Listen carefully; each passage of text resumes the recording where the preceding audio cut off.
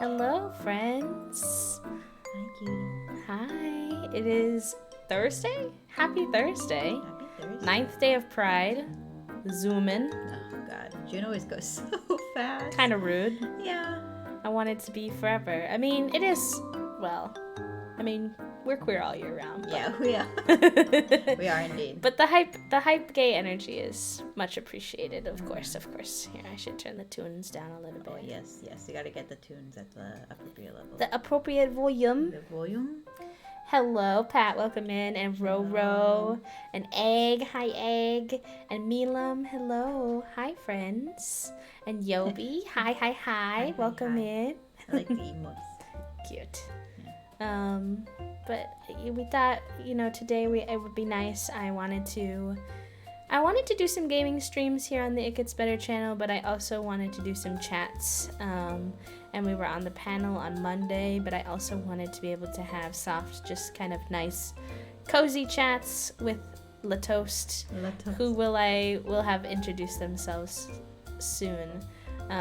But if y'all are familiar with me and familiar with my channel, you know that Toasty, my partner, plays a big part in what we do in our community. So look at all those pride emotes.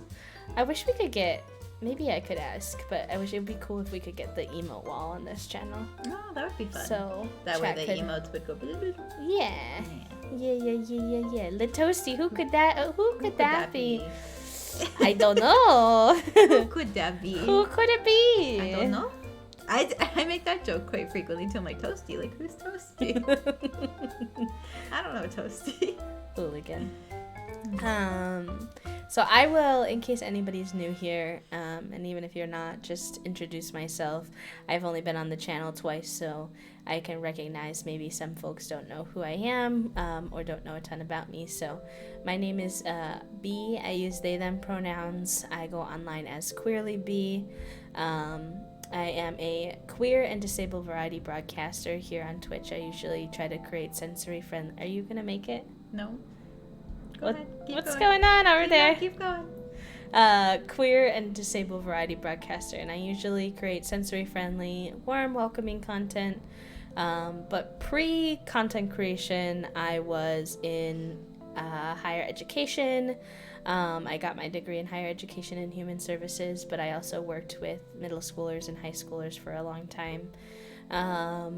In supporting, obviously, like marginalized students through the learning process and things like that. So Toasty will talk a little bit about their background, but you'll see we have a lot of overlap, a lot of consistent themes just happens throughout.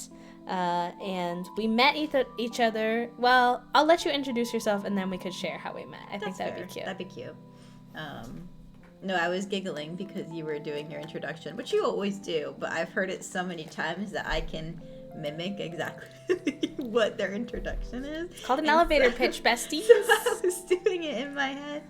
And that's why I was giggling, and you were like, are you going to make it? And I was like, no. And the neurodivergent urge to mimic, like to echo what somebody says. Listen, I watch a lot of your streams. You do. I do. That's how we got here. That's how we got here. But yes, hi, I am Toasty. I also use they, them pronouns. I am Bee's partner, and we live together, and we have a cat named Donuts, who sometimes likes to pay his rent in his tent and sometimes doesn't. He's probably going to pay good rent today. Unfortunately, though, we could not get the Donuts camera to work. Yeah, the Donuts camera was being feisty, and so that's something for later Toasty to figure out. And it's also annoying because it was working yesterday. And yeah. For why? It was working on my set of scenes, but when I went to the It Gets Better profile instead of it scenes, just decided to be feisty, you know? It decided it was going to yeet itself from yeah. existence. But I am a very small occasional streamer here on Twitch, just like depending truly on how much time I have, which is not a lot. I do work full-time in a new job that focuses in nonprofit organizing for voting on social media specifically. And so that's like new and exciting, and I've only been there for like a couple weeks now, but I've liked the work so far. But prior to that, I actually was a queer professor where I was teaching college students about queer theory and a little bit about political science as well. A little bit of statistics in there, which I like to remind B when they're like, we don't do math, and I'm like, I do a little math. You don't know my life, but we both are educators, and yeah, you got the new job. Congrats. Yes, I did get the new job. They did. They were picked. Oh, but there were 90 people. Oh, they told me, they were like, yeah, there were like 90 applicants that we like looked at and talked to more closely. And then we only interviewed 2 for like the next phase. And like, you're one of the 2. And I was like, part of me No is like, pressure. part of me is like, ah, yes, 50-50 shot. And part of me was like, oh no, 50-50 shot. Like, it worked out, but I was like, I don't know if I like knowing that information or not. Hi, Wendy. Welcome in. Is Mama Tango's name Wendy? Yeah. One day I'll remember. Hi, Wendy. If my memory serves me correctly, yes. What if it's not? Her name is Wendy now. Biggest streamer fear is that like people tell me their real names and I just gonna. But also I never feel like I get Tamago or Tamago correctly, so it's easier to say Wendy. I just say it with full confidence that I'm right, and one day somebody may tell me like, hey, you know that's not right, and I'll just like be sleepless on that for the rest of my life. I remember you mentioning that you were job hunting on one of the cooking streams. Yes, my alter ego is Chef a la Toasty. I told you, you can't be Chef a la Toasty. Who is put away right now? Who's put away right now? Oh, yes. But yes, a smart academic lad, although who is making a little bit of a transition right now. Also, Ghoul, sorry, we missed your first hello message. Welcome in. I hope you're having a good day. Soul. Chef a la Toasty. Soul indeed. I think I actually have added a... The friends love Chef a la Toasty. I got this guy now. Ooh, oh, that's cute. It's like tier 3, so nobody has it but me, but I wanted access to it. You were like, no. I want indeed. I wanted indeed. Just a little Sims variety stream. Yeah. But we've had a... Oh, right. We were supposed to talk about our finding story. How did I find you? How did you find me? You said that so strangely. To be fair, though, I found them. It was kind of... You were brought to me. Yeah, it's true. That's true. So, everyone always says Twitch is not a dating site, and that is absolutely true. Please respect content creators' boundaries. Hi, Danny. Welcome in. But I will say Toasty and I did meet on Twitch. Found them in the woods. Had them in the woods one day. Just like he was going for a walk. I feel like I that does fit my brain of like I would just be lost somewhere and you would just be like, I'm just gonna. You're not. We both have worked at summer camps, but my summer camp experience versus B's summer camp experience. Why are you bringing this up right now? It's vastly different. Well, you're talking about you being a little lost in the woods, and I'm like, that's fair. You're a punk. Anyways, but yes, well, so Toasty was, we were part of a shared community. We had like a mutual friend on Twitch, Lorf, who raided into me one day, and that was Toasty's first time in the community, and they were a chatty lad, and I started to get to know them. Which is really true in any community that I am. You know that I sometimes am like I think a lot of people relate to like struggling to lurk, but like it truly for me is very rarely will I do like a very hard lurk. I will not be talking, or I will be chatting in your streams. Toasty doesn't do I like have a opinions. half lurk. Which I mean, as most content creators, we appreciate someone to converse with and whatnot. So, and then the second time they came back to my stream, they actually subbed for 6 months in advance. Okay. Which sounds suspicious, but they basically say that they just felt really confident that the vibes were good and that you wanted to support me for longer, and the price is cheaper if you sub. Here's the thing. Because B was talking about how we had a mutual friend, I was not really big on Twitch at the time. I occasionally peeked in with like a couple of games that I quite liked, but Pat says we love a queer slow burn. So So I found myself on Lorf's stream because Lorf was working and partnered with another group that I was affiliated with, and so somebody had mentioned like, oh, could you like go take a peek at Lorf? And so I ended up like sitting and watching and enjoying Lorf's stream a lot. And so when they raided into B, it was like Toasty barely uses Twitch at this moment in time. Barely uses Twitch, but subs for 6 months of commitment. I am not done with my explanation here.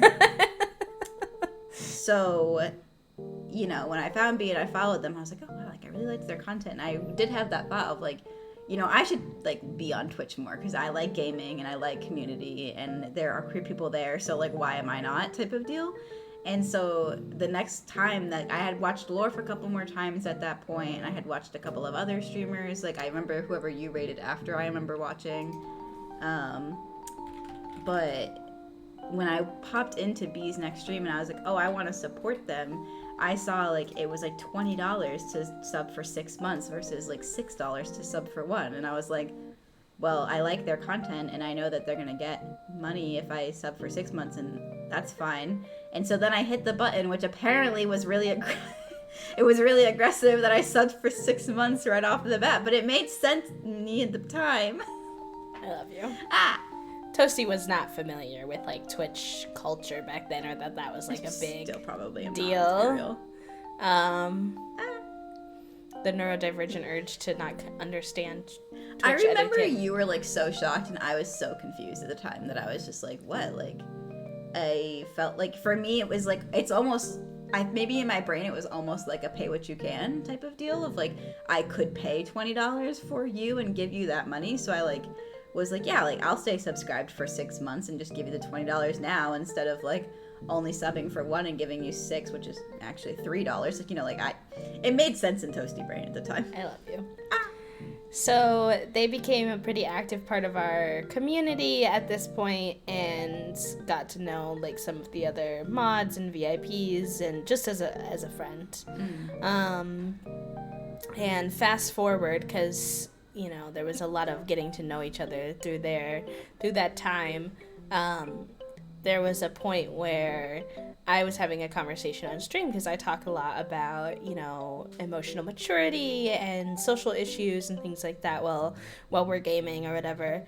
And I was talking about being ace and how that like affects me, because I think sometimes people really struggle with communicating that they have a crush on somebody because there's sort of a sexualization of crushes that happens where it's like, oh, you're thinking about me in like a naughty way, when really like a crush is like, I really like who you are as a person and I would be interested in exploring more if you are also interested in exploring more. I just had fluttery feelings, you know. Yeah, and Toasty was there and I was having this conversation and I was saying like, you should tell people in your life if you have a crush on them, like you should I was a mod by this point. Yeah, you should open up that line of communication. And I was not trying to have this effect, but then Toasty slid into my DMs later and they were like, I gotta go. So I gotta go. You gotta go.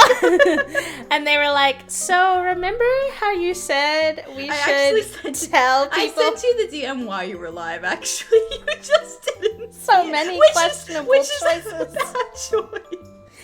And they were like, so you remember when you said that we should tell people if we have a crush on them? I have a crush on you. Hi. Here's the thing. Uh-huh. It was so many questionable choices by past Toasty, and still clearly not understanding of Twitch culture in a little bit of that kind of way of not sending like emotionally charged messages to the streamer while they're live. Past Toasty, what are you doing? I think it was when I actually had signed up, like I was in B's community for like at least 2 to 3 months, I think, before I signed up to mod, and maybe only a month actually, because I remember there being a 1 month requirement, and I think I was there for 2. And I think I remember kind of hesitating to apply for mod, because I was like, I am actually kind of like getting feelings for this person a little bit, and like I had a lot of like, I need to kind of figure that out, because like we at that point were like hanging out in voice chats with our friends and like we're definitely getting to know each other, but I was like, but also like this is a person who is like, you know, for lack of a better word, like providing entertainment for me, and I'm connecting with them on that basis, and that's like a little bit Parasocial. a little different. And I also was like about to go to summer camp, and so I was like, I said this all in my application where I was just like, it's totally fine if you don't want me to mod for you, because I'm literally going to be able to mod for you for 2 months, and then I'm going to have to like be at summer camp where I'm not going to be very accessible. I was surprised when you still modded me. I actually was, I'm like, oh, okay, like, that's fine. Like, I like their community. I like their content. It makes sense. And so then it was like maybe a month before summer camp where you were talking about that conversation, and I was like, yeah, so like, by the way, I do actually have a crush on you. And B said that I should be mature and have follow-up conversation. No, but okay, so No. That's not how that went down. In the discussion on my stream, I said that there should be like emotional maturity in navigating that conversation. And then I went to respond to you about you telling me you had a crush, and you were like, no follow-up allowed. And I was like, Toasty, is this exhibiting the emotional maturity that we talked about? No. No, but I think also I was very nervous when I sent it to you, because I was just like, we had a good friendship. Yeah. And I think there may have been a little bit of flirting, but I kind of flirt with all of my friends. It's the polyam lifestyle that I have somehow. To be clear, you don't have to flirt with all your friends if you're polyamorous. No. I was going to say it's the polyam lifestyle that I have developed, and I write poems about it, so it's fun.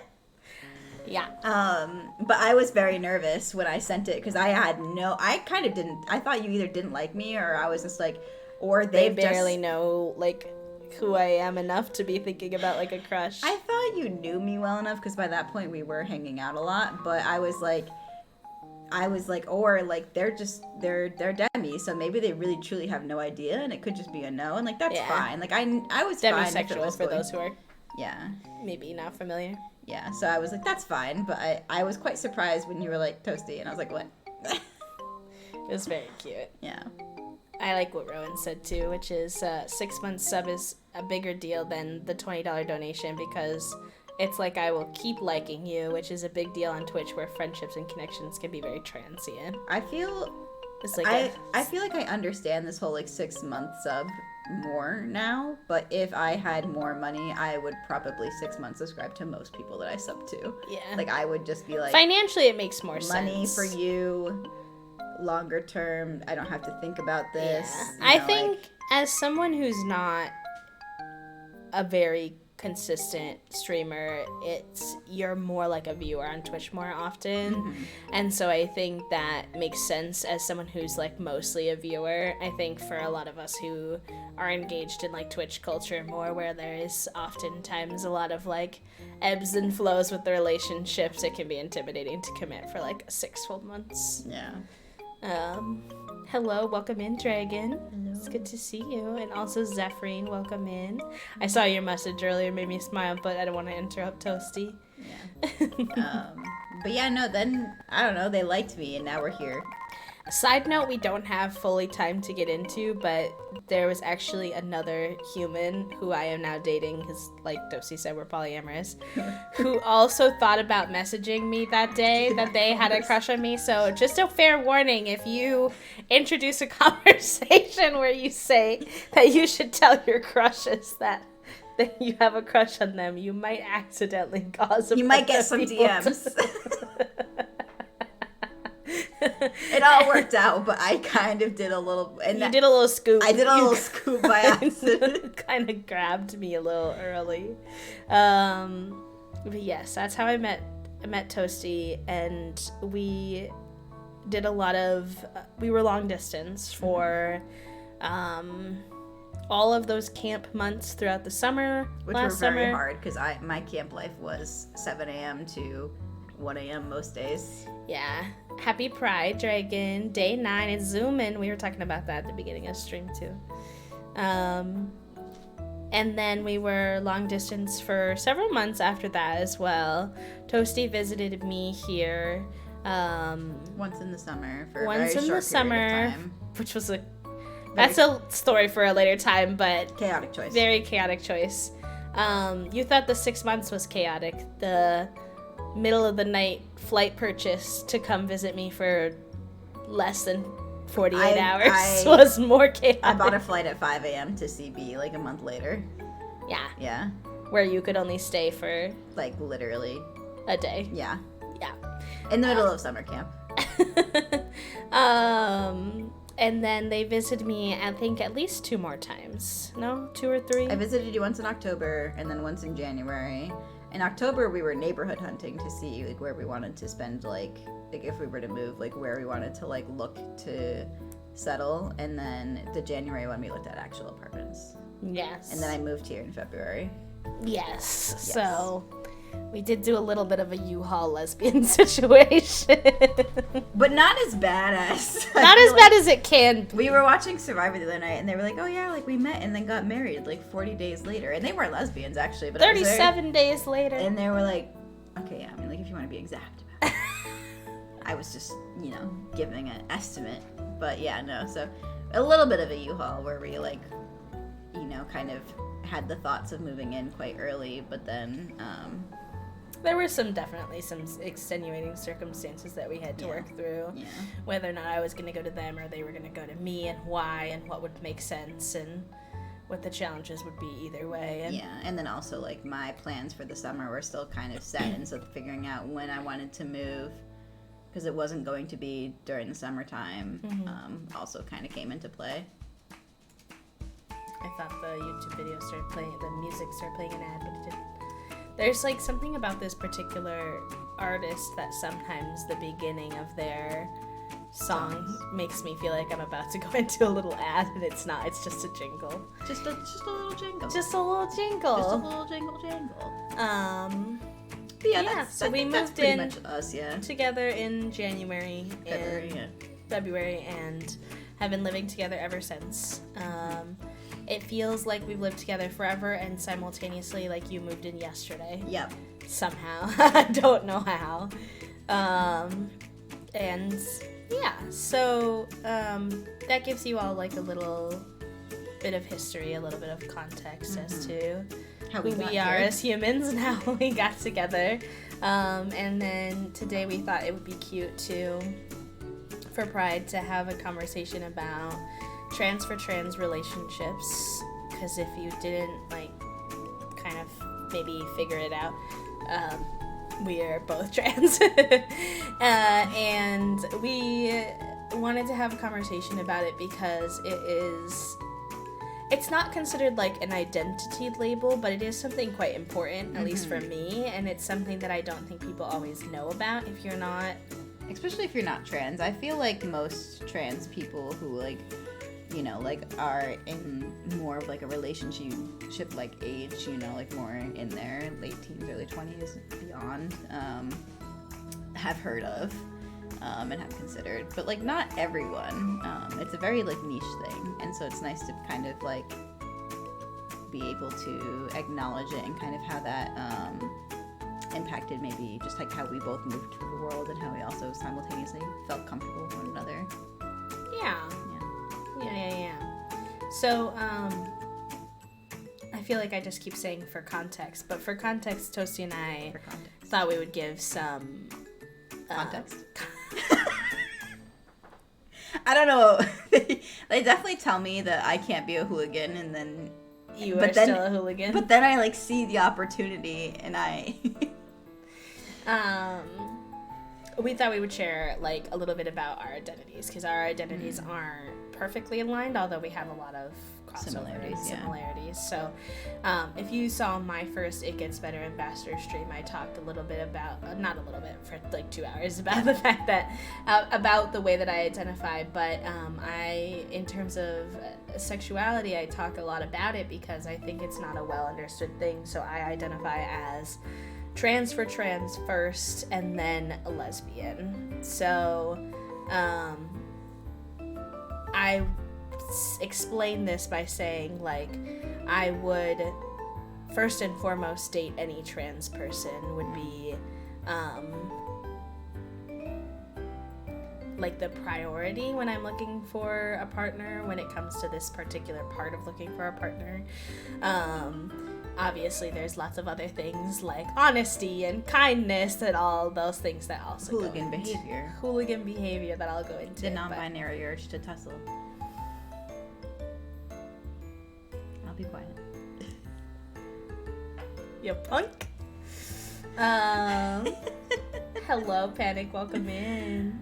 And so, like, that is my priority. And then if I were to engage in a relationship with a cis person, then I would probably lean towards dating, like, femmes, just because they understand marginalization of gender in society, even though they may not understand fully what it's like to go through the world as a trans person. Yeah. And then other identities that I hold that probably impact the way that I move around the world in terms of queerness is also that I identify as asexual as well. So that definitely affects how I navigate relationships and finding partners. And polyamory as well. Yeah. And my identities, a lot of what B has kind of explained within their identities are also very similar. We just don't use the same language, although it's not something that we've talked about, like what language I ultimately use and like why. And it's very interesting because on Monday, Tuesday. I don't know what you're referring to, so when did you have the label conversation? I think it's better. Monday. It's funny on Monday that you all like had these conversations about labels and micro labels and all of these different types of things. Yeah. I have probably for the past like 7 or 8 years, I would say, have always just identified as queer in some sort of capacity as first, largely because explaining the very nicheness of my queerness was something that I just like simply wasn't interested in, especially when it came to explaining it to cis and straight people. I just like don't care if I don't feel the need to kind of give you the intimate details of like who I am romantically attracted to, and like who I may not be romantically attracted to. And you don't need it. It's if you're questioning like why I'm just using the word queer, I probably am not. You're probably not in the category. Sorry, bestie. Like. Anyway, so like. Sorry, bestie. So like. I've always just used queer, and a lot of that was I identified as bisexual in high school, like kind of just felt like that was what fit, and then more sort of towards like a lesbian in the beginning of college, and then towards the ends of college it kind of got like just like I don't know. Gender started getting in there. Gender started getting in there a little bit, and then I started dating more trans people, not necessarily on purpose, it just kind of kept happening. And some of which weren't even identifying as trans back then, but now are. And so I was like, oh, like, I'm just queer then. Like, I'm not gonna like really worry about the very specifics and finding a label for me. I didn't feel the need for that. And so, I almost always identify as like queer first, and I like the openness of that. I like the challenge towards the norm within that as well.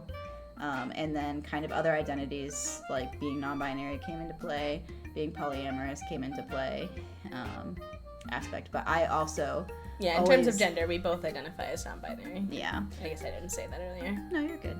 And then also like when it came to like when I had first met you, not first, earlier on I remember you having a conversation of like, I don't feel like pansexual fits me because I don't really like cis men. And I'm like, is that like a bad thing that I don't really like cis men? And I was like, no, like actually I feel very similarly. Like I can understand, but there's no word for that. Yeah. Or if there is, we haven't seen it. Yeah, there's no word that I know of, and that is like common place of like I will date anyone but cis men. But it was like I was like, no, a lot of people have felt like this. Like I think the reason that I was nervous was because I didn't want to invalidate trans men. Yeah. Of feeling like as though I don't see them as men. Mm-hmm. But I think the difference there is that lived experience of understanding gender marginalization as a trans person, that like they can understand and we can connect on that level. And ironically, I now have like 2 trans mask partners. Yeah.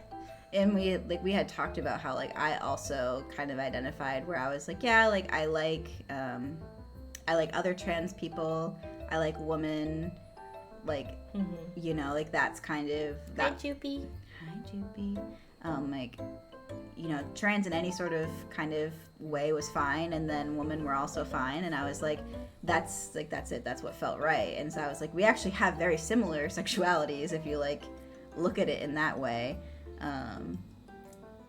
I don't think I necessarily put T for T first like B does, but I definitely something that, again, all of my partners, it just kind of happened for you. It just happened, and I was like, there's probably something there, right? Yeah. 1 second.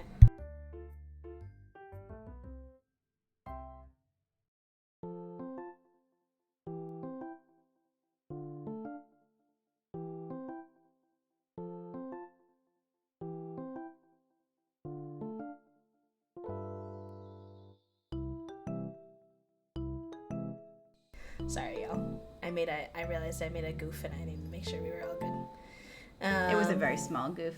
I was very confused though, because there's no way you could tell me. Yeah. We're good. We're all good. Also, Danny, I agree with what you said. They said that's a huge mood with cis/straight folks. I just use queer, but with other LGBTQIA plus folks, I tend to expand more because I feel safer having those discussions with other queer folks. And I think it's safer. It's also just easier. I think most queer people have had like a moment where they're just like, the label fits, but it doesn't feel fully right, and that's because we're trying to use a very broad and vague kind of idea and putting people under it, but people are very specific, and that, you know, either you use those broad vague labels for more generalizability that people can fit under, or you use very specific labels and people don't know them as well, and that's a choice that every person makes, you know. But yeah, I always have felt like with other LGBTQ plus people that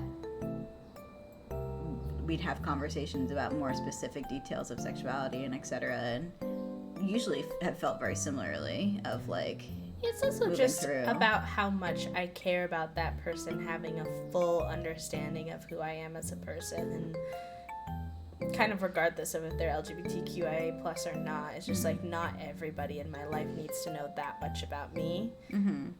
It is if I want to open that part of myself up to you and like let you know me in that more intimate kind of way. Yeah, I've had lots of conversations about my sexuality, but like almost always with close friends, or like friends at the very least. Like people you want to open up to. Yeah. I was a college professor, so I spent some time in my classrooms talking about, you know, how sexuality can be a little bit broader than the labels that we originally see, but also the longer I taught, the more queer my classrooms became, largely because people would like seek out like queer and trans professors if they were queer and trans, or, you know, whatever mixture of the two. And also I was teaching queer classes, and queer students would be very interested in taking them, and so like they either already understood, or, you know, I felt, you know, close enough with them as community where like those conversations would just come up. Whereas, you know, I mean, I'm not making conversations about my sexuality with like a random person in Subway. Yeah. And as much as they would like to sometimes. As much as they would love to. Because they prioritize their curiosity over the comfort of humans. Just very strange. Just like, why? Why are we chatting like about this? What?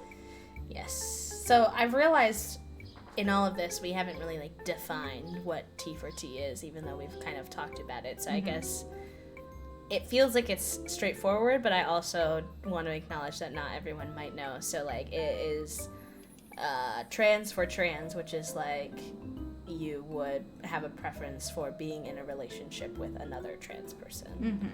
I feel like that was like subtly said, and as a neurodivergent person, I want to make sure that it's clear for folks so they're not confused. And it's not quite the same as a sexuality, at least from how I've moved through with the world, like with that specific like terminology. It has felt more so like on a dating profile or something like that. It's a person saying like, I prefer to date other trans people because of what we'll talk about, but like like it's a preference, but also like not in a weird way, because sometimes people have preferences that are quite problematic, that are they're not preferences, especially when they're rooted like in subtly identity, like racist or subtly you know, transphobic or anything like that. Like it's and T for T is only, I feel like this is also should be straightforward, but people sometimes do weird things. So like T for T is only for a trans person. Like it is trans for trans. You have to be the first one in order to claim the rest claim of it. the rest of it, yeah.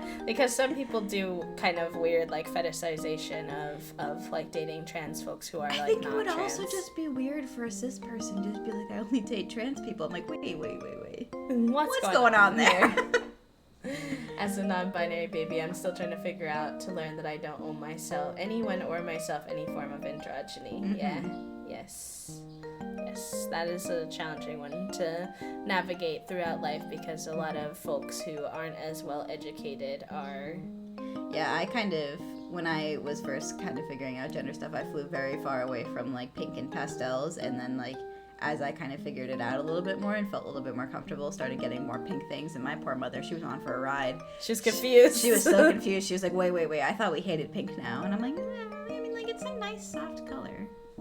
Is that our son? That is our son. You should scoop him. Yeah, I should scoop him? Yeah. He's gonna not trust us when we're at the PCs anymore. Share him with the class. Share him with the class. Well, if you get up, he's probably gonna run away. Oh, no, he didn't.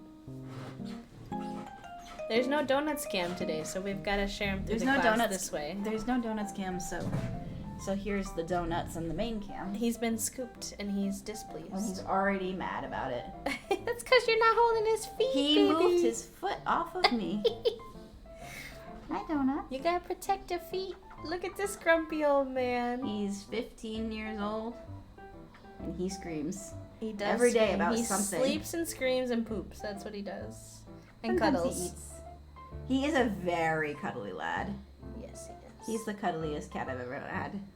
He's a very sweet. He's like, Dad. Sweet Dad. Can you not right now? Unfortunately, no, buddy. Sorry. Mwah. Mwah. Mwah. Okay, I'll let you down. It doesn't help that we don't have a lot of space, so he's like hard to... Yeah, B and I, our computer chairs are like... butt to butt. No, they're not butt to butt. They are side to side, but okay. You know what I mean. They are right up on each other trying to like get us both to get in frame. Yeah, but... yeah, so T for T, that's what it kind of is. Yeah, it's very straightforward, but unfortunately, in my experience, there's always at least someone who tries to use a label that is like a closed community label for themselves, so I feel like it's an important thing to say, you know? Yeah. And why, yeah, I guess we could talk about like why T for T, like what makes it not problematic, and also like what makes it, like why something that trans people like to... Why might someone be T for T? Yeah. I think it's a lot about like comfortability in your relationship and not have, at least for me, like not having to do that educational work within the safety of a relationship that's supposed to be like a comfortable, safe space for me to be like 100% myself.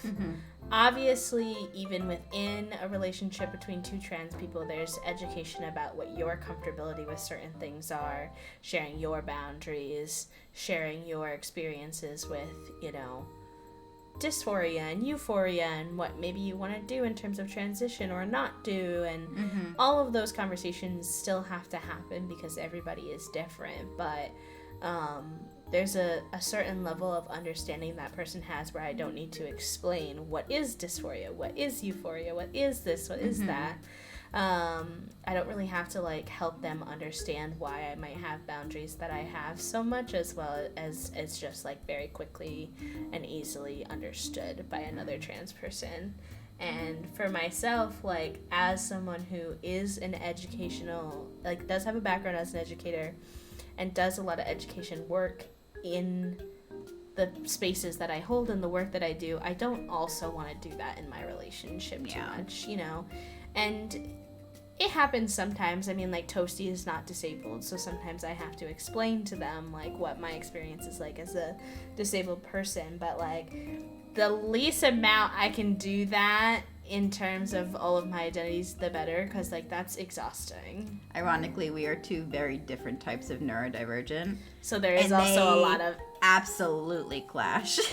And that is, I think, probably one of the things that comes up for us the most when it comes to working on our relationship is that. Which was why it made us giggle when we saw your message, Roro, at the beginning. I don't know if you're still here, but you were like, trans neurodivergent for trans neurodivergent, but like, yes, but like, also no. Like, yeah, you definitely want to be careful with that one because B being autistic and me being having ADHD, it's just like our brains are quite opposite. Yeah.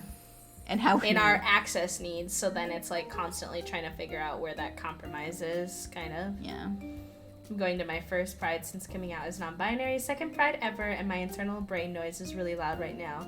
And I'm feeling this gravitational pull to just put myself back in the mailbox and yeet the key, but I know how harmful to myself that would be. I know you said mailbox, like obviously like the box that is like mail, but I instantly thought of like a mailbox, a letter mailbox, and kind of giggled internally at the image. I'm so sorry that I'm like this.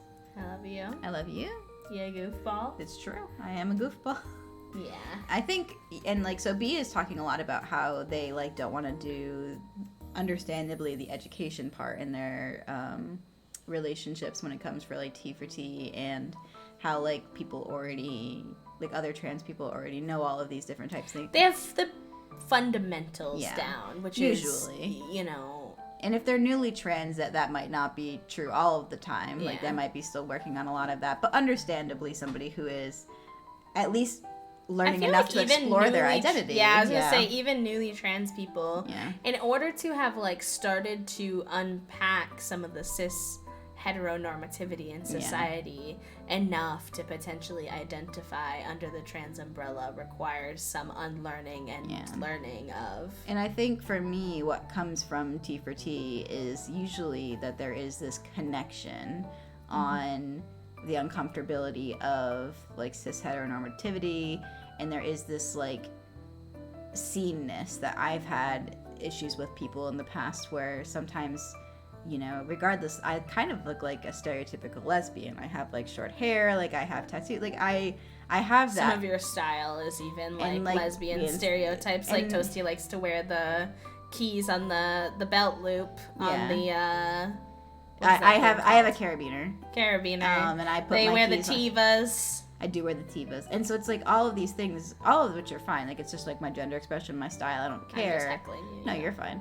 But I have had issues in the past, not necessarily in any of my relationships, except for maybe one, where I felt like they used the right pronouns for me, but they didn't really see me as trans, and that never feels good. And, you know, even if it's a friendship, especially with a relationship, where when I'm in relationships with other trans people, I feel very like you get that disappointment when it comes to not feeling trans and like seen as trans, and also you're so much less likely to do it because you are also trans and like also kind of have a little bit of understanding of what it is when you feel that inside you. And so like the education for me definitely comes into it. It comes into play. I don't think it feels as exhausting for me as it has for B, like when based off of like how we've talked about it. I think just the idea of having to do it day to day sounds exhausting. Like every day, all of the time. Subtly having to like explain each and everything. I've never been in that position, but I feel like it would be hard.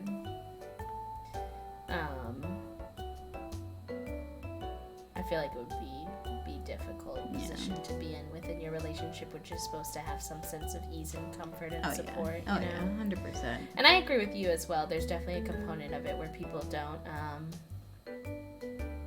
don't understand, don't see you as fully as who you are. Sometimes cis folks, I haven't had it in my relationships, but I've definitely had it in friendships where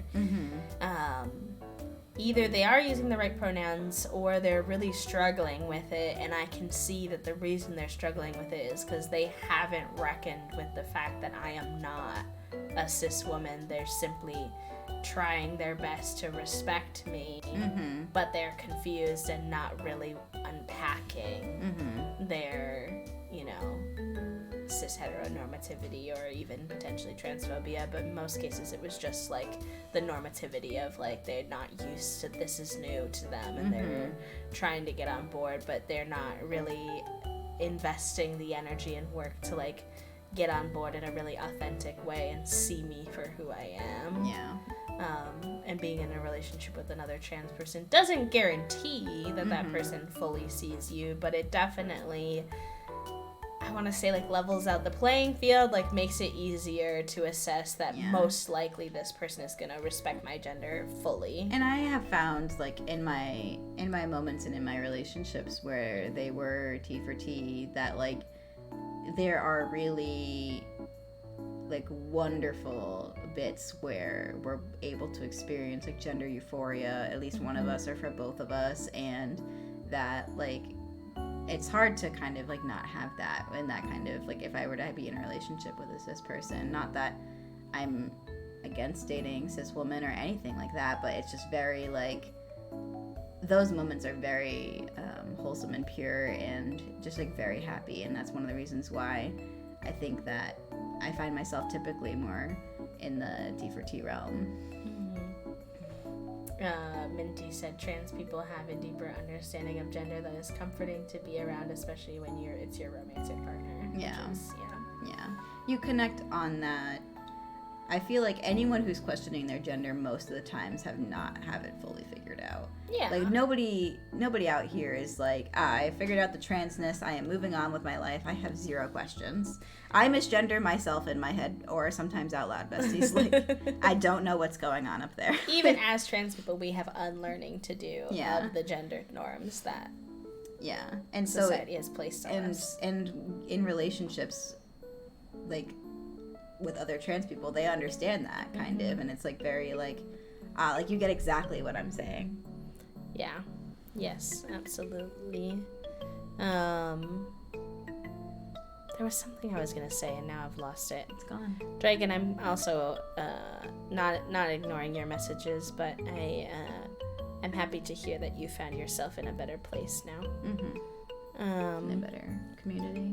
A better community that supports you more, and recognizing that that's not your fault. Just sometimes people do make spaces that are guised in inclusivity that then you get into the nitty-gritty of it and the actions don't align with what they say is important to them, and that's really hard.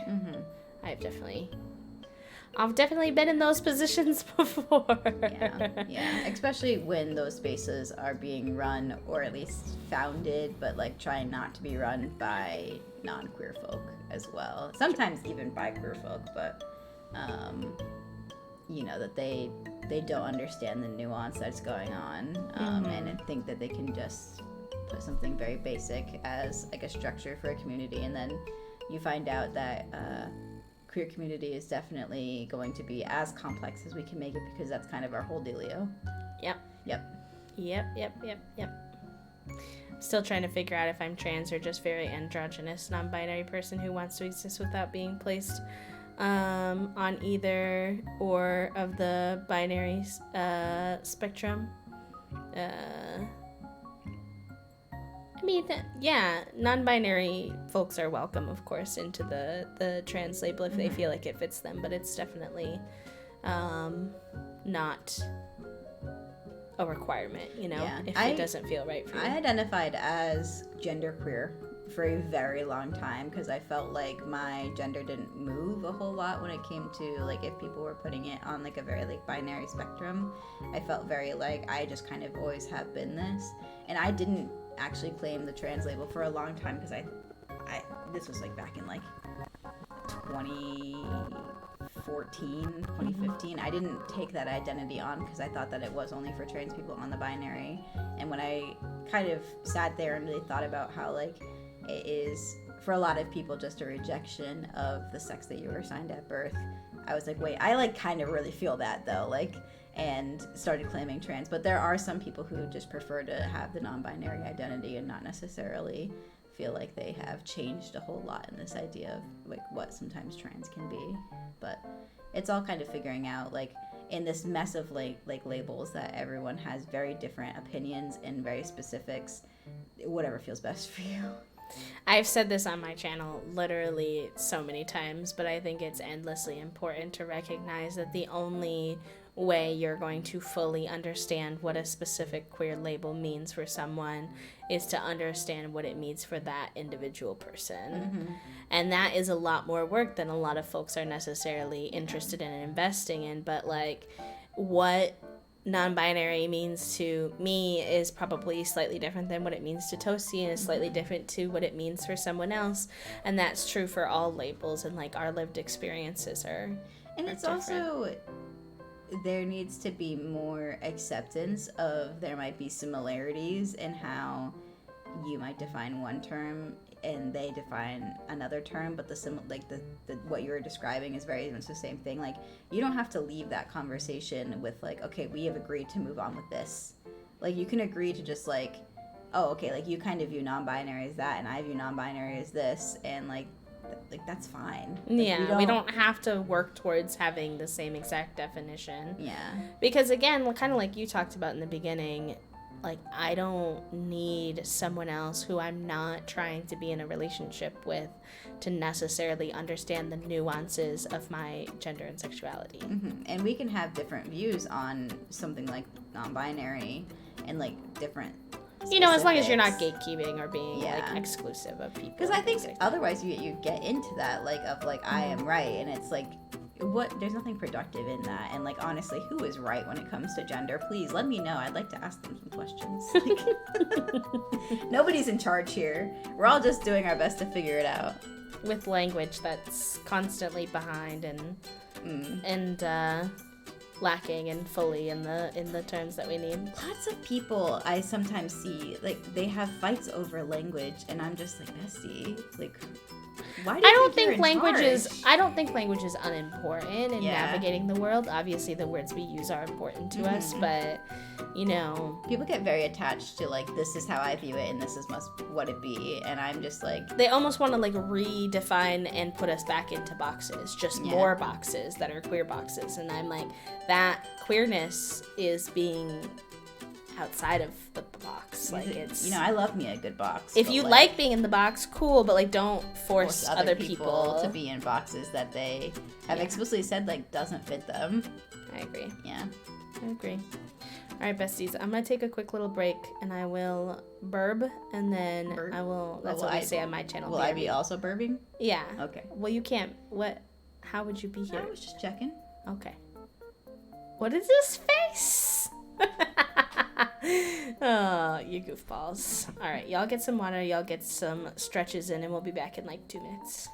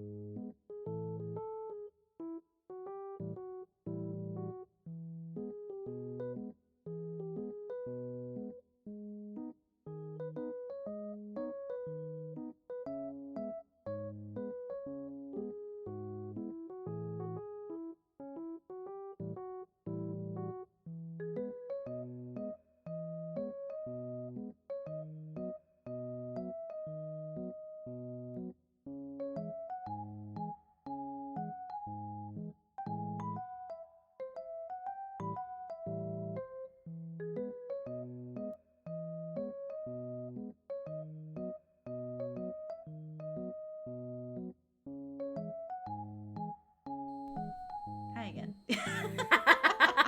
We're professional streamers, we promise. We didn't forget to unmute the mic, actually. I was just making a joke about how I'm used to like some stream transitions of like, oh, like this like does this for a certain amount of time, and B is making choices that I don't think that they should. While live. I want them to get the. You want the gay transition? Okay, hold on. Please hold. Please hold. Why didn't it work on that one? Did you see how it worked when we moved, but not when we came back? Yep. Why? Rude. Anyways, I was trying to set up the gay stinger transition to while live, and it's like opening up like a bunch of different tabs, and I'm like, hey, what are you doing? One tab. What are you doing? You're being dramatic. It was 2 tabs at the minimum because You're the one. It was the OBS tab, and then it was also a File Explorer tab. You're typically the one who likes opening shit while live. Oh, yeah. Sorry, I didn't mean to swear. Opening stuff while live. Stuff while live. I am so sorry. And you gave me stuff about being professional. Listen, Linda, listen. Listen. Okay, where were we?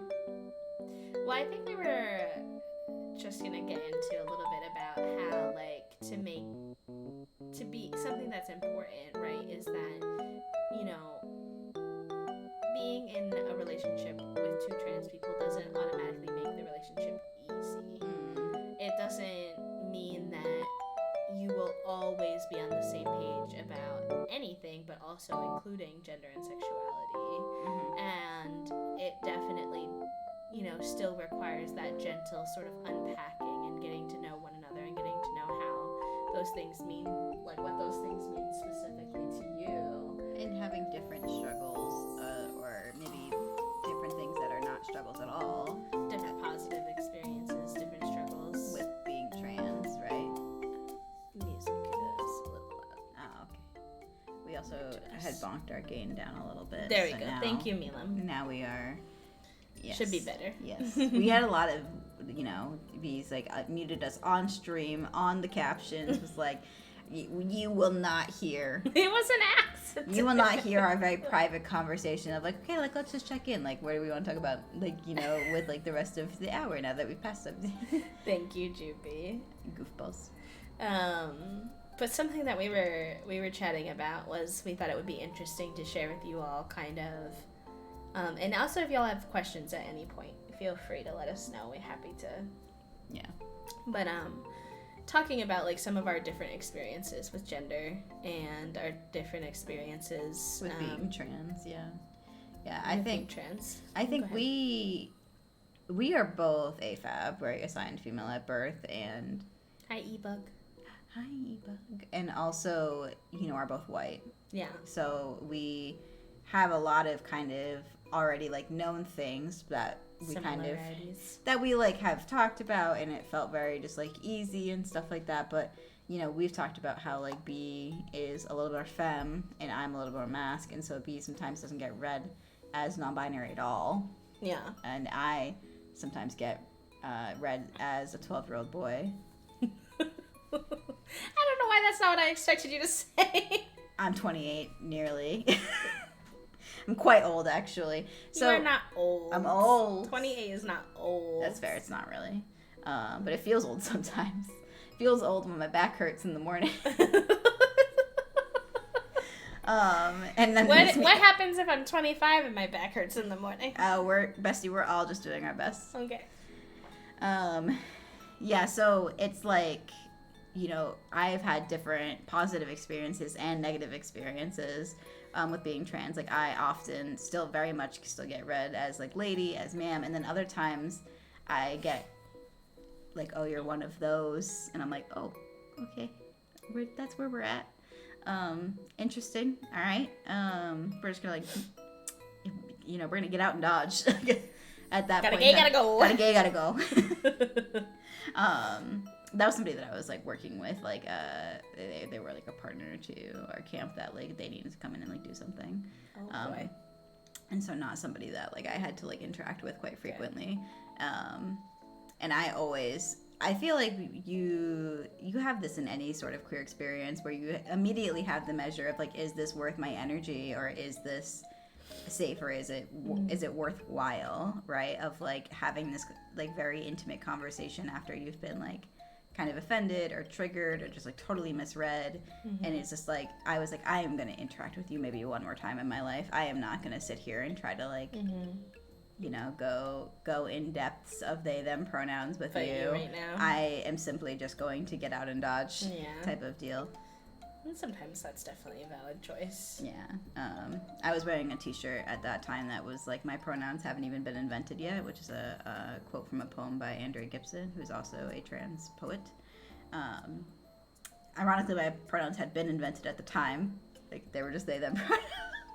But like, you know, it was like a niche little, it's one of my favorite shirts. Texturally, I hate it.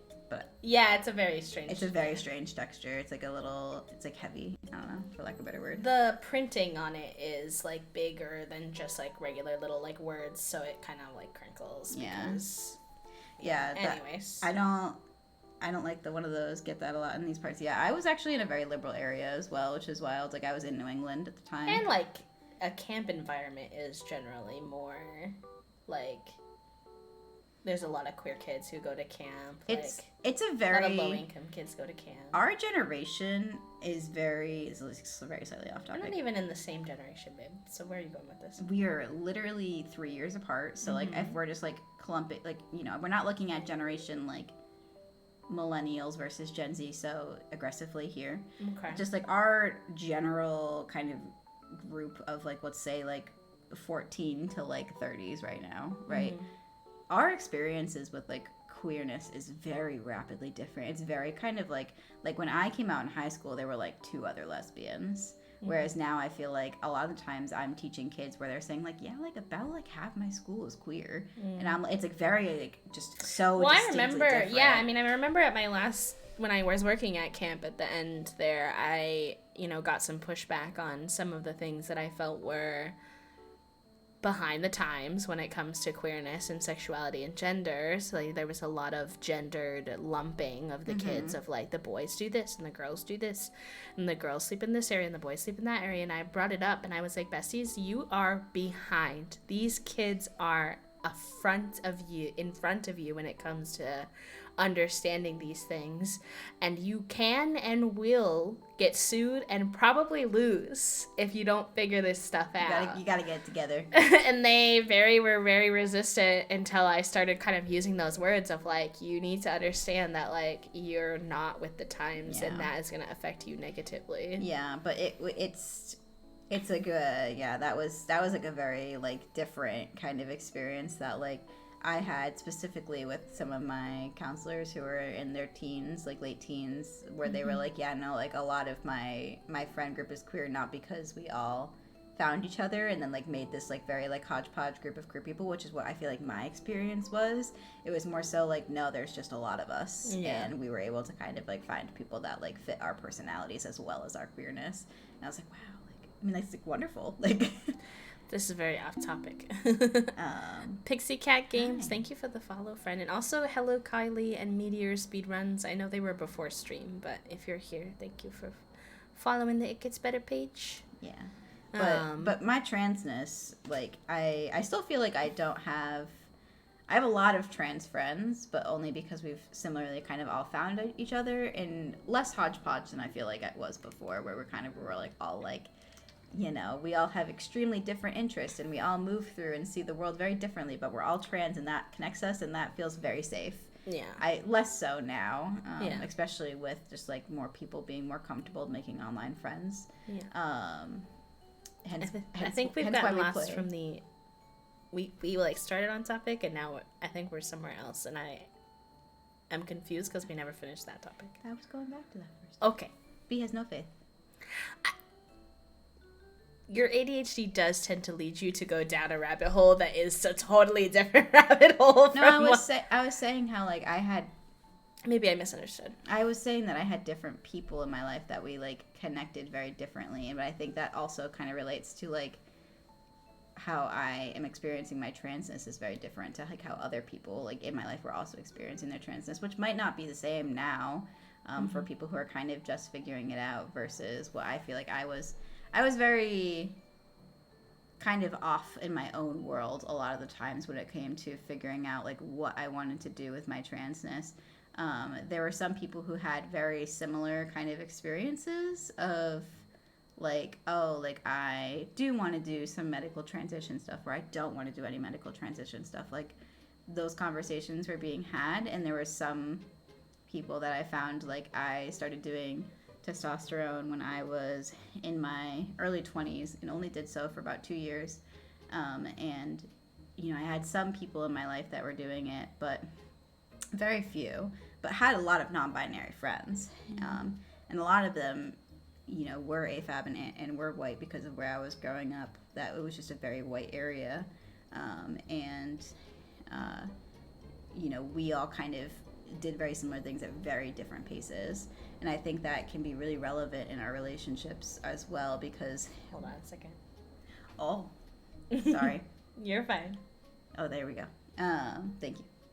Because I was just like mostly looking at you. Yeah. And I was the captions had gone. The captions were going. They were zooming. The captions were like, Bessie, slow down.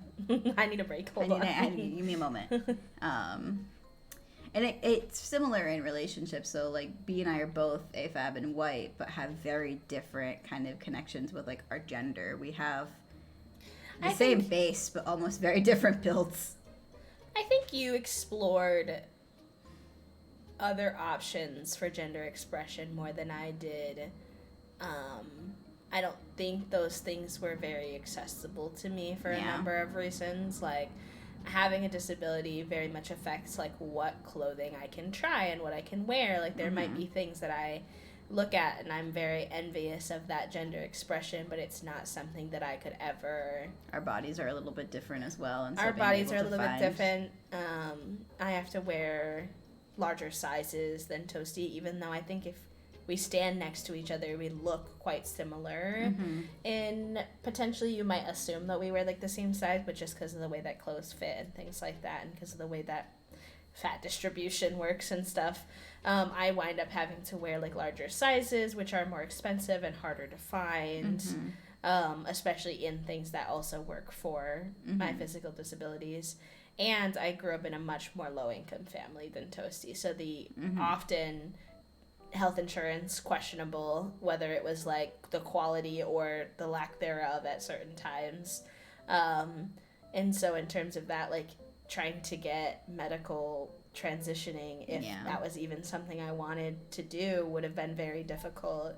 And like I lived in a small rural Wisconsin area where you lived in a more liberal, like bigger, not a city, but bigger area, more accepting for the most part. Because the closest big city to me was Minneapolis, which was 3 hours away. Yeah, whereas my closest big city, like I technically lived in a city, but the big city was about an hour. And so the idea of getting like gender affirming care where I was pretty unlikely. Was there moments in your life where you were like, I want to have like short hair and like wear button ups and be like very mask? Like was that like a trans like? I had a lot of internal. Carrie, welcome in. I hope you're having a good day. Welcome. I had a lot of like internal considerations, but still have a lot of am very slow and anxious to like actively try things. Because I definitely had that, like, I don't want to say it was like a phase, but I had a moment in my life where I was wearing like cargo shorts. I still do like wear button ups if I'm usually like gonna be fancy lad. Ghosty, like, hello, welcome in. Like I wear bow ties and which I feel like are a little more queer than like, but I did wear like neckties for a while. Like I wore hats for a very long time because they gave me a more masculine look. I think there are masculine gender expression things that I like, but I don't think I like them on me. But I want to like them on me, but I don't. I don't know. It's very complicated. And some of that is like just being used to being perceived one way for so long in myself. So like when I go to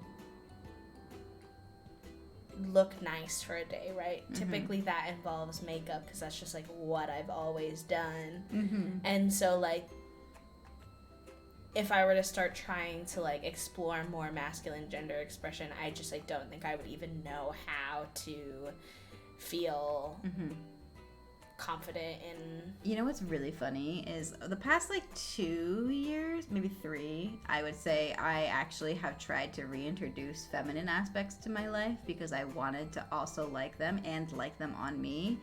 And similarly, it just like it felt so out of my skin that I like couldn't do it. Like I wanted to be able to like wear a dress and like feel good in it, and I like couldn't do it. It just like didn't fit right anymore. And that's not that I wanted to be able to have like those femme moments of like wearing makeup and wearing dresses, and it just like didn't work anymore. And I've come to terms with that, have not completely, you know, gone away from it. But like I think you're kind of experiencing that, like you sometimes want to be able to wear these more like typically masculine things.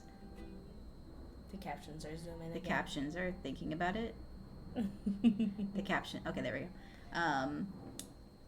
And it just like doesn't look how you maybe thought it would on your body, or you just like didn't like it enough on your body because you're so used to the other. And I kind of went the other direction where I went so far in the masculine camp that I now have a hard time with things like makeup, and have a hard times with things like very feminine clothing, even though I do have the desire to be a little bit of both. I think I shaved my legs for the first time in like 4 years last summer, or maybe the summer before that.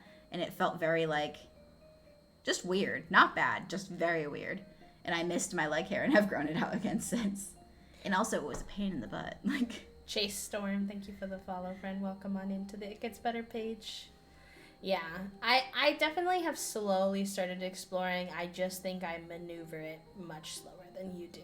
Like, I think you went through a lot of medical transition, or, like, gender expression transition quickly compared to me. Like I've very slowly, like, you know, purchased like those pants we bought the last time we were at Old Navy that were like cute pants from like the men's section.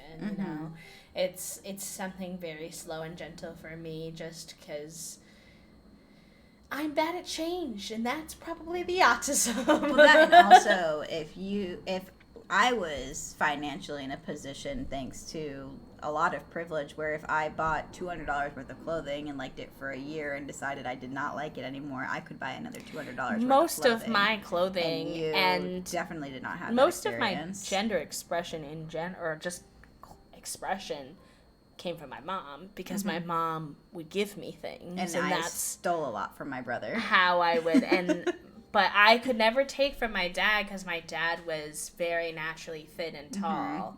But me and my mom had a similar body type, so I could take her stuff. Or being trans is just actually stealing your family's clothes. Give it to me. That's it. She actually stole more of my stuff than I stole of hers, so I don't want to thievery. Because she wanted to be hip and happening with the youngins. Why? Because you were out of frame, or partially out of frame, so I pulled you into frame a little bit more. You just pulled my elbow over. Well, You didn't actually physically. Here, chat. I was trying to be subtle about it. And then B was just like, I'm going to call you out in front of everyone. And disagree with you. Oh, I used to love doing my makeup. I was so good at it. And then it was a huge creative expression for me. But since transitioning, I haven't gotten to a place where I feel safe or comfortable trying makeup again. It takes time. It just feels different. I haven't figured it out yet either, Minty. And I think They let me do their makeup once. Yeah, you drew clouds on my face, and I got terrified that the lipstick was never going to come off. Yeah, that's true. It you was looked really cute. I was okay with it. It was a more abstract makeup situation, yeah, too. It wasn't like traditional like an everyday makeup. And I think I also started exploring it more because I was with a lot of younger trans people who simply did not care, which I loved for them, where they were wearing like makeup and high heels and like doing femme drag, but as trans boys that were like 14, and I was like, get it. I think there's a lot of opening up of what we consider more masculine expression or more feminine expression is now just kind of like expression. Yeah. And not always, but more so than I used to. I was seeing them do it, and I kind of like also wanted to be able to do it, but then kind of hit this like weird mental block with it where I was just like, it just still doesn't feel right, and I don't quite know why yet. Maybe one day I'll figure it out, maybe I won't, and I'll be okay with that. But like it was that was definitely something like, you know, my experiences with trans, like I don't think you felt that because you felt probably the opposite. Yeah. It's also just like the complexities of so many. I wrote a poem once, I wish I could find it, about this time that I bought men's dress shoes, and I was really excited. I'd always wanted, I didn't like heels. That heels didn't work for me as like a disabled plus size person anyway. And I didn't like flats either. Like the vibe of them was not it. So I bought these like more masculine dress shoes, and I was so excited to purchase them. And in fact, I did it really cutely. I went on like a shopping trip with my friend who was a more masculine gay man but wanted to explore some more feminine gender expression stuff. So like we went together to like navigate this kind of like intimidating shopping trip and like help each other through the process of like trying on things that we were like a little daunted to be out in public like trying on. And I brought the shoes home and I put them in my closet, and I would several times go to put them on with like an outfit, and it just they felt so good in my imagination. They felt so right in my shopping. Like I had Pinterest boards with outfits that had similar shoes. Like it just felt like it should be really easy. And every time I'd put them on, it just you still have those shoes? No, it just felt wrong. Like they just didn't feel like they fit the outfit. They didn't feel like they fit naturally on me. I don't know what it was. And I wrote the poem about like attempting to put them on several times and then eventually walking them back to the store and like returning them because I just like wasn't wearing them. And that whole process of just like the mental barriers of like the shopping, and then I like finally got the shoes but I like didn't actually. And it's like it's so hard because there's this portion of you that has like what like in your head you think is the right like what you would like, and then actually applying that to you and your body and being comfortable wearing it out and about is like a totally different ball game. And like assessing like where does that come from? Is it internalized like fat phobia sometimes for me of like how it's sitting on my body? Because I think a lot about like, for me, for example, one of the first things I could do to potentially make some of my outfits like have a more masculine vibe is I wear all of my pants high-waisted, which is considered a lot of times like a more feminine cut. But I also have my own like fat phobia and things to like work through as a human. That, and like, also disability. Your waistbands hurt sometimes. Yes, but also a lot of it is like I like to tuck my stomach into my pants. So the idea of like wearing it so that it was hanging out, and then like wearing a t-shirt that like people could see that more definitely requires some unpacking on my part. And so those types of things, disability, weight, like internalized fat phobia, all of that, internalized ideas about gender would over the course of time really slow my exploration. And I think that's like a... And money, like you said, too. Like, it's not like I had the funds to, like, really try things and not like them. And so, it's like we're both T for T and also both trans, but, like, very different experiences with our transness that kind of creates this, you know, like, we found ease when talking about dysphoria because we both understood what dysphoria was and probably a little bit of what it felt like. We know what kinds of questions to ask and where to be sensitive with things. And then at the same time, like, just, like, so vastly different experiences. And I felt like, again, like, one of the reasons why I enjoy a lot of the times, you know, relationships with trans people is we're able to have a deep connection that just simply doesn't happen with a cis person. And that's not a bad thing. It's just that I've noticed it. And I've had relationships and crushes and all that kind of stuff on cis people. You know, all very enjoyable and like very fun. It was just like something that like The depth was a little bit different. Something that I crave. Like, I crave those conversations with friends, and I crave those conversations with my partners. And that's one, I mean, like, I'm polyamorous, so it works out just fine. You know, I get to have trans partners and, you know, have those conversations and get that fulfillment. And then also, if I have other partners who I like for other reasons, then it's also, like, there. Yeah. It feels like a life hack almost in a way.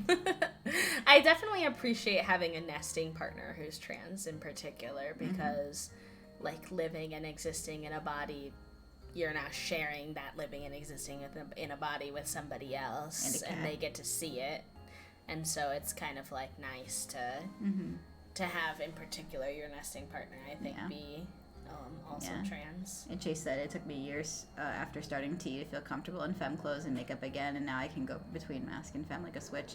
Yeah, I did T for about 2 years, but I did what me and my prescriber at the time, who was also trans, described as like a non-binary dose, where it was very low because I only wanted very specific effects, and doing it slower it won't guarantee you what effects will happen, but you do have a little bit more control.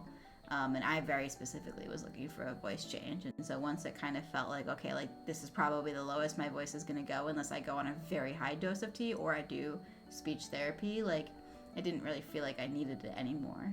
Now, granted, not having periods was like a huge bonus that I do miss.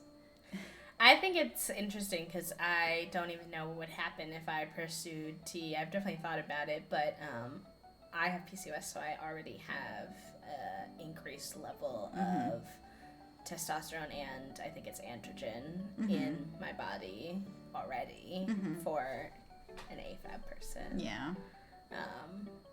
So I don't know. I don't really know how that would even work necessarily. How the doctors would deal with that ish. Definitely would depend on the doctor. Yeah. Having trans doctors is very much life changer. Like trans doctors, trans therapists, if you're able to. It's just like hard because there's not many of them, and every other trans person also looks for them, understandably. I think I see, maybe it's just that I visibly have seen it more, but in the last, few months, I've definitely come across a few folks on TikTok who are femme presenting, getting top surgery, non-binary femme presenting folks getting top surgery, and I think that has been very interesting for me. To navigate and see visually someone else, that like there are doctors out there who would allow you to do stuff like that, because sometimes, as much as I think there was and is a genuine interest in exploring more masculinity, I think there's also part of me that sometimes feels like those are unintentionally has absorbed some of these ideas and expectations of like what a trans person looks like, or what it would mean to be like, that it would involve like moving in the opposite direction of my sex assigned at birth. It's very hard with like medical things because you are often figuring it out with doctors and also figuring it out with insurance companies if you do have those. And also with something specific like top surgery, then you add in like fat phobia and also the results of fat individuals, and all of that is just like that was one thing that like as I started more heavily considering top surgery, I also got heavier at that time, and that definitely put a big pause because we've had a conversation privately before about how like we don't see a lot of results of top surgery with fat people as much.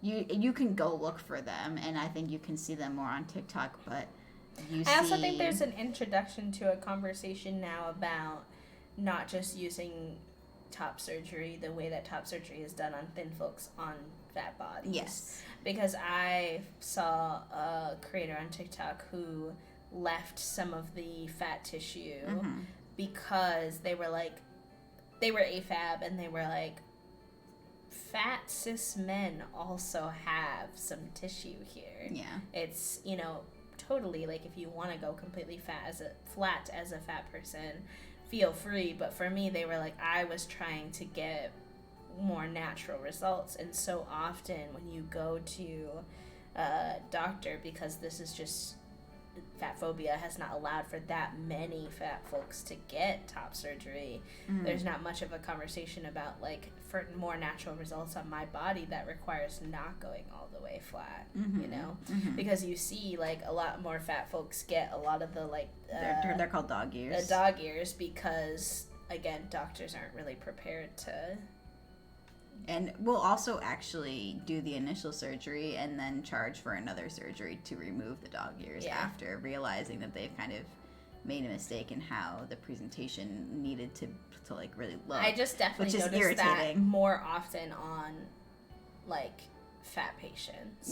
Yeah, dog ears are significantly less common on thinner patients because I feel like there's less tissue around that area anyway. I just feel like they're also using the practices they sorted out on thin folks to just like apply to fat bodies. Yeah, they also and that we're just starting to see doctors explore like how do I do this surgery in a way that's actually conducive to a fat body. There was also a moment I remember where there were certain surgeons who would not do top surgery unless you were below a certain BMI, which is ridiculous. It's still true to this day. Yeah, I'm sure.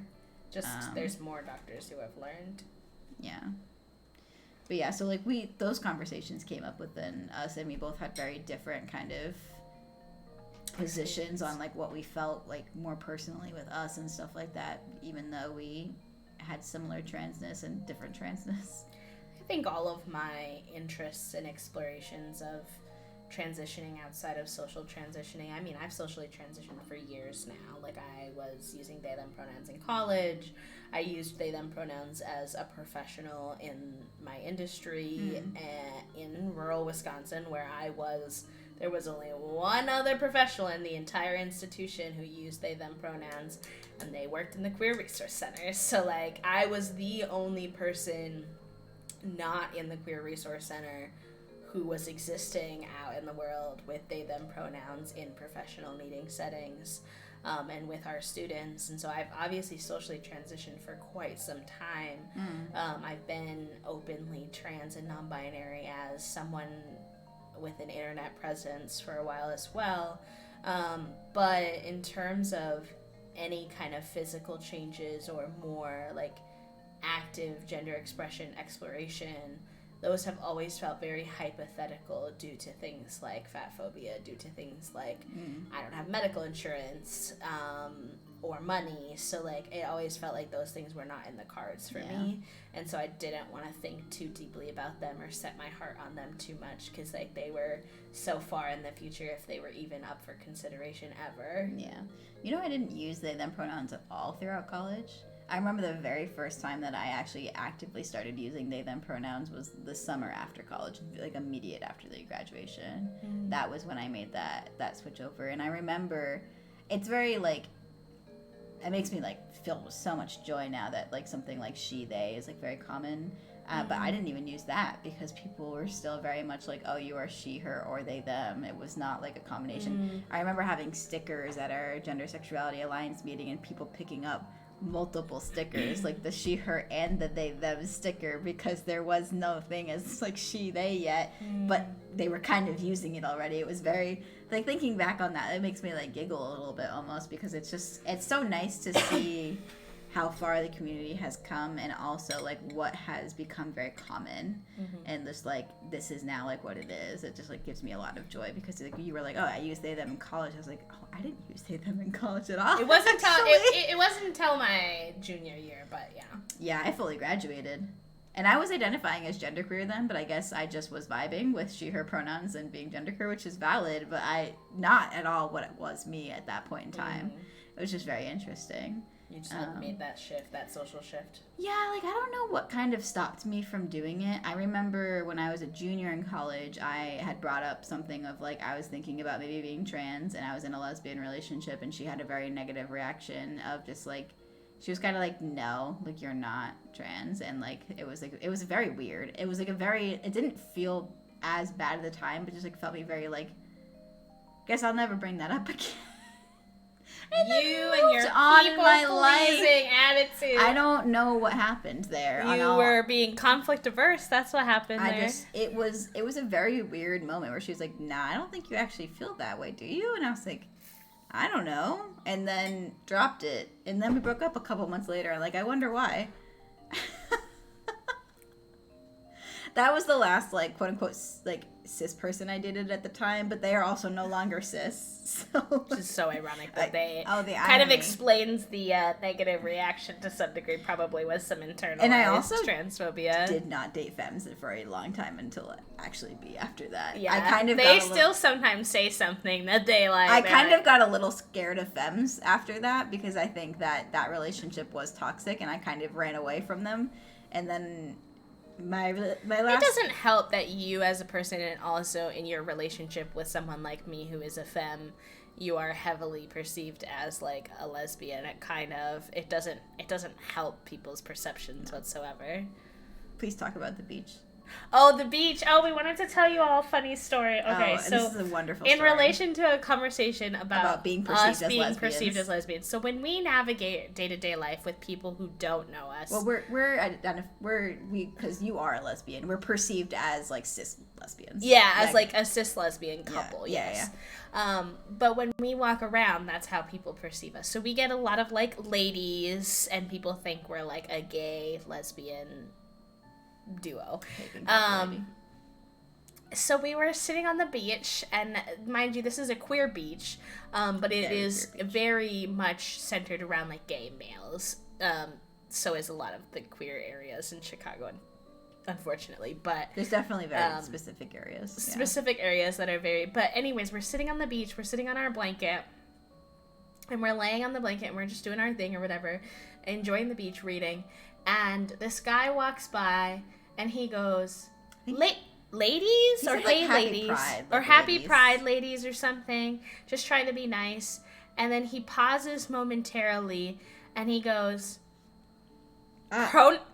pronouns, and then walks away. I think he just had that, like, public embarrassment moment of just, like, oh, I definitely messed that up, and, like, was trying to say, like, oh, I should have asked for your pronouns, but the only word that came out was pronouns. And then by that point, the panic was so there that he was like, I just actually have to leave. We couldn't even say anything in response to him. He just left. I gotta go. Pronouns. And as he walked away, we were trying not to, like, laugh. Very verbally laugh, but we were both like, oh my god, that just happened. There was just like no correction of like, oh sorry, wait, I should have asked. There was no. I think that's what he tried to say in his head, but it came out the word pronouns, but just the word pronouns came out, and he was just like, that's my cue to leave. I'm out. I fucked it up. And it's just like the irony of him trying to say like happy pride to us, and then that one was funny. That one was good. That one was goofy. That one gave us a good giggle. People are funny sometimes. I think too about my mom, who I've had they them pronouns on my Facebook profile since 2017 or something like that. Mm-hmm. And I've been going by they them pronouns publicly for that entire time. I graduated from university with a rainbow and lavender cord and a rainbow stole. Like, I have been openly queer for a minute. Wait. Just checking. Are you gay? Non-binary urge to tussle. And I would wear shirts around the house that said, like, queer resistance is beautiful. Like, I really just, okay. And my parents have never brought it up. They just, like, exist in their willful ignorance because I refuse to sit them down and be like, just so you know, if it was unclear, I'm gay. Because I just, like, I feel like they're not... this is better for the both of us. But anyways, I started dating Toasty, and that all of a sudden introduced this new complexity to the fact that my parents willfully ignore the fact that I am queer. Because if they ever meet Toasty, obviously we have to figure out if we want to navigate having the conversation of telling them, like, Toasty uses they them pronouns, like, you need to not fuck this up, which I don't do with them for myself.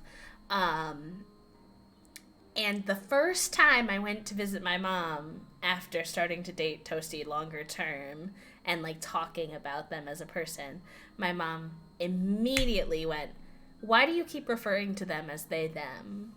Like, immediately picked up on the fact that obviously, like, I was not using like she, her, he, him pronouns for my partner. And I was like, bestie. I love how they always think it's like multiple. Like, wait, who are you talking about? Why are there many? I was like, bestie. And I am it's many. the willful ignorance of my queerness for like 7 years. Yeah. And the moment I get into a queer relationship, you being like, like maybe I have to figure this out now, but only for B's partner, not for B. Which is, like, you changed your name as well. My mom has always, like, since I was in, like, high school, called me B as in the shorthand for my real name, which was part of the reason I went with B, so that I could not have, like, her necessarily using my dead name, but not have to explain to her. Like a total name change, yeah. So, in her mind, she's just calling me B, like the letter B. Oh, I see. She has no idea. That it's BEE now? Yeah. Like, to, like, everyone? Well, I mean, obviously she sees it on Facebook, because I've, like, changed my name, but... Yeah. Hello, friend. Welcome in. It's going good. We're just having some good chats and giggling, telling some funny stories now, because we've kind of finished up our... Telling some funny stories. We also thought about, like, other things that we wanted to talk about, but then didn't write them down, so... What I ideas? think we talked about them. What ideas they were? We might have talked about them. I think we did. I feel like we did. Gone from my thought now. Oh, yeah? Yeah. Hi, Fawn. Hi, Fawn. They're like the little emotes. Fawn always comes in with excellent emotes. Excellent emotes. I don't know if I had many... I think there was, like, one moment with my mother back in high school when I had... Everyone... We were all, like, okay, clear. Like, Toasty's a lesbian type of deal. And I think... None of us were caught up on, like, kind of transness at the time, but I remember my mom trying to, like, not have, like, a don't get pregnant talk with me, but kind of told me not to get pregnant, and I was just like, I think we're all good there, which is, like, not true. Like, there were other things involved there. But I was like, Mom, we all know that I'm a lesbian, right? Like... Sexuality, with the introduction of asexuality as well... My parents were constantly in fear. They were very worried. They were very worried that I was broken, and that they had done something wrong in their education because I wasn't out there, like, having sex with other youth. And I was like, I'm good, besties. We're all good here. And I remember the first... And also, why are you worried about that? Are you not happy about that? Like, I feel like most parents are like, yes, like, jackpot. What? I think they were afraid that I was, like, too naive, and I have, like, but I had big visions for, like, moving away from them. You were on the internet, you were not naive. I know, but they thought that because I wasn't drinking, and I wasn't having sex, and I wasn't doing these things, that I was, like, too late of a bloomer or something, so they were very concerned, and I was fine. It's okay, they figured it out, clearly. Do you ever plan on changing your name legally?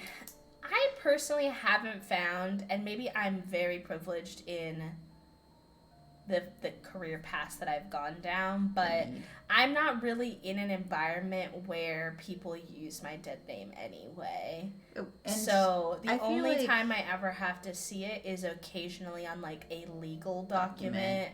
And so for the most part, it hasn't been an issue. Like, if I was constantly being dead named, then, like, maybe... but for me, it's like a lot of effort for what and you don't is have easily a nickname. And you don't have like a super negative reaction to, like, your dead name. You just have a very, like, it seems almost neutral based off of how I'm neutral for me to use, but in the legal documents. Not so much neutral if someone was, like, intentionally calling me that. I think the only people who sometimes call you that is your family, and even then, like you were mentioning, your mom calls you B most of the time just because that was the nickname. Also, like, you're just not gonna go with the full government name most of the time unless you're, like, in trouble. One of my friends joined a voice call last night, and I used their full Twitch name, which had numbers at the end of it, and she was like, "Toasty, what the heck?" And I was like, "I don't know, it just popped into my head, and I just did it because I thought it would be a little bit, and it was funny. I'm always doing little bits."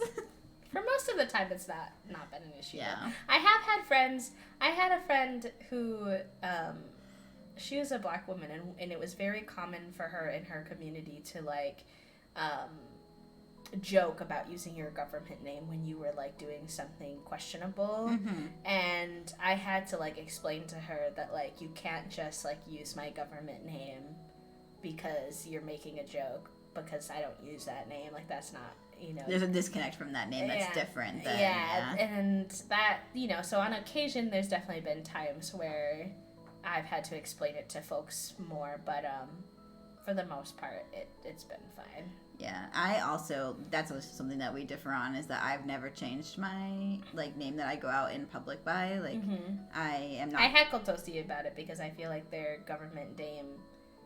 Not because... leave me alone.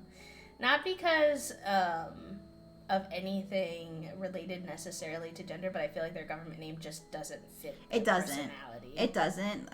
Neither my first name nor my middle name, which is funny because my first name is femme, but it almost sounds like I describe it as childish. Like, it's a very, like, kid's name in my opinion.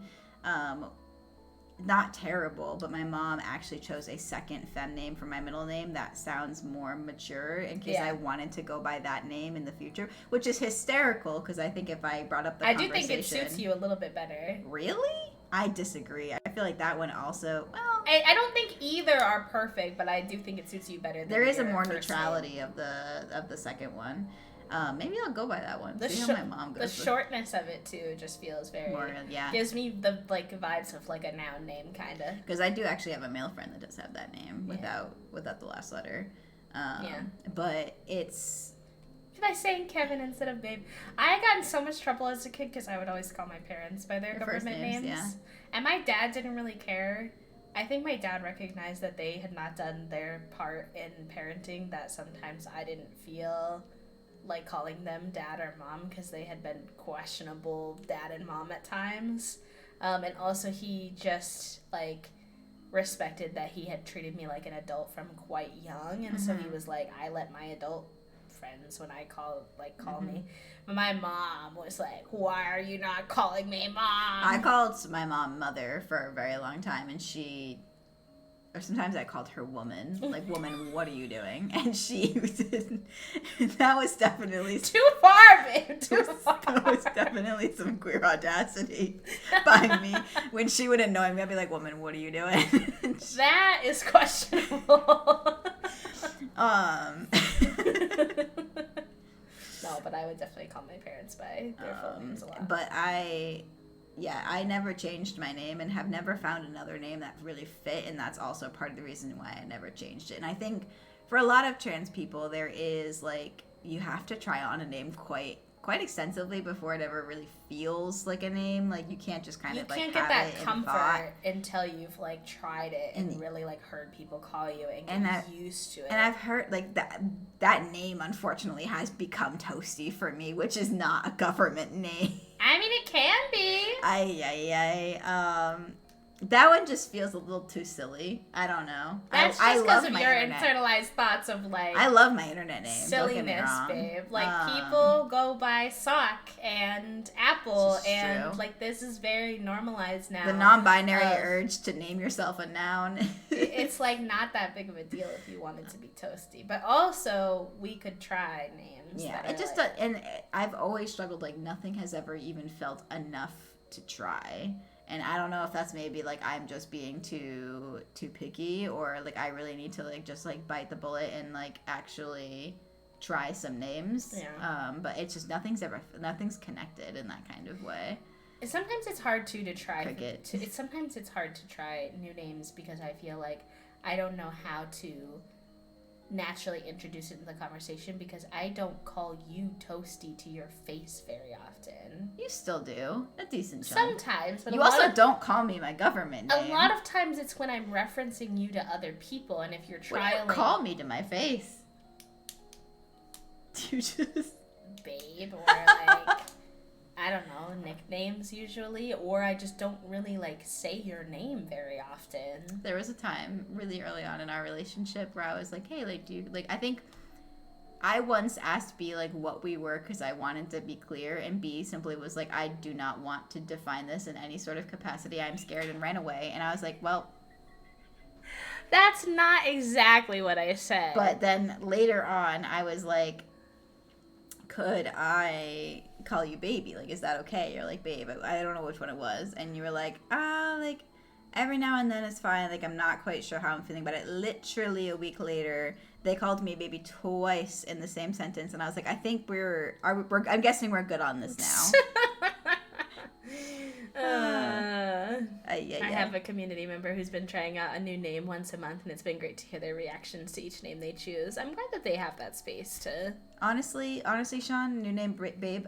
I call everyone Babe, and a lot of people call me Babe, and that could be it. That's the polyamorous flirting again, though. Oh, not again. Well, actually, no, yes, again, please. Thank you. You're a goof. You're a goof. All of my friends are cute, and I like them. You're cute, and I like you. Ooh, you're cute, and I like you. Chat's cute, and I like them. Ooh, that's true. Hi, Fox. Welcome in. That being said, it is about time for us to wrap up and go have a relaxing day. We have the day off scheduled after this, so much needed rest and relaxation time. But I appreciate all of you popping in and saying hello and hanging out with us and getting to know a little bit more about us. I thought, as y'all get to know a little bit more about me through my ambassador streams over time, I thought, this lad here is an important part of my life, someone I reference a lot. And I'm in your streams quite a bit. Someone I reference a lot, they're in my streams quite a bit, and just like someone who's had a very big impact on my life and how the bee that you see before you, now that we live together and such. So I thought this would be nice, and also I thought it would be cool to kind of teach some folks who maybe don't know what transfer trans is and what it can look like and why it's important. So I had a good time. Yeah, this is us in most days. Sometimes we get into some hard combos and cry a little bit, but that's okay too. Oh, sometimes, often. Let's be honest about the situation here. Let's be honest? Okay. All right, so let me see what there's a couple It Gets Better ambassadors online. So let me just see what they're up to and what their vibes are. Is there a "the" at the beginning of their name? No. No. Let's see what games folks are playing, because the vibes are pretty chill. Yeah, we do have. I don't know if horror is exactly but if that's what everyone's playing, then perhaps that might be what it is. That might be where we land. And also, I want to see who's been on for how long. Yes. B is a very mindful raider. They do their best, if possible, to try to not. Well, and I have messed it up a couple of times recently on the Humans of Twitch channel. I kept raiding into people who were about to end, and I was like, ah. Sometimes it just happens, There's no perfect way to go about it. Oh, this looks like good. I am about to say this is the vibe that this I'm is feeling good. if I Since have we were just if doing, I have a vote. Yeah, we were just doing chill chat, so this is nice. Someone in just chatting. So we're gonna go see 2 gays, 1 Twitch. They are doing a drag makeup and games stream, and they are still in the drag makeup portion of the stream. And it's looking wonderful. And looking I'm really excited about it. Still quite a bit to go in the drag makeup portion of the stream. Drag makeup can take like 4 hours. I know. It's wild. The commitment. I'm sure probably even longer than that for some people. The commitment to do it the looks drag like a little bit like band. a non-binary look too, which I'm like here for. It does appear to be a non-binary color, like flag look. Yeah. So, I'm still getting to know these two, and I'm not sure. There's 2 folks on this channel, and I don't know their faces to their names yet, so I'm not sure who it is, but we will figure that out when we get over there and say hello. We'll get the raid started. Yes, I don't know if I have. You might have to do it, or Fox might have to do it. Someone who has a mod sword to do the raid message. Let me pull up the Twitch. Nope, it worked. Okay. That one went. Okay. Here is the It Gets Better raid message, friends. If you'd like to come along with us, I'm going to get this raid started. I'm going to come along with you. Come along with us. Yeah. I'm actually really excited to go say hello to them. They look like they're having a really cool stream. I want to make sure that I... Look like they're having a really good stream. But yeah, I can't send the raid early, so we're just gonna oh wait, there we go, it is. No, we can send the raid early, and we love you. We're gonna go see a fellow ambassador. We love you. Thank you for hanging out with us. Thank you for the good chats and the laughs, and I will see you all sometime next month. I'm doing a panel, right? A panel, yes. And it's gonna be 4 non-binary folks talking about how non-binary is not just like a third gender box. And B is very good at that kind of like talk show thing. They like do a talk show or something, I think. Stop it right now. Okay. All right. Bye, y'all. Bye, cuties. Mwah.